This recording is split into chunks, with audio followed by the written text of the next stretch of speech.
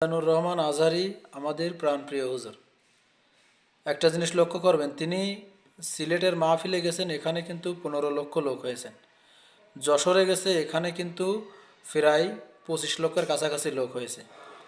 এভারেস্টে দেখা যাচ্ছে প্রায় 35 থেকে 40 লক্ষ লোক তার মাহফিলে মানুষ উপস্থিত তার বক্তব্য শোনার জন্য।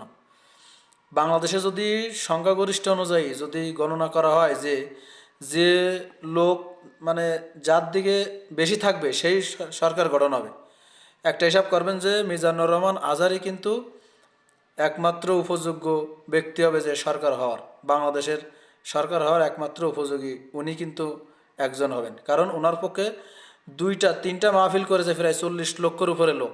আরও যদি কয়েকটা জায়গায় যায়, তার সাপোর্টে কত লোক আসবে আপনারা চিন্তা করে দেখেন।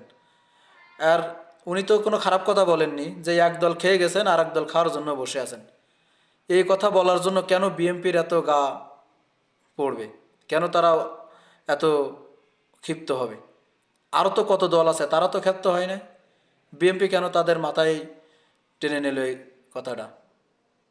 সবাই সব কিছু নির্বিশেষে ভালোভাবে চলি এবং আমরা ইসলামিক ভিত্তিতে দেশ পরিচালনা করি। আসসালামু আলাইকুম।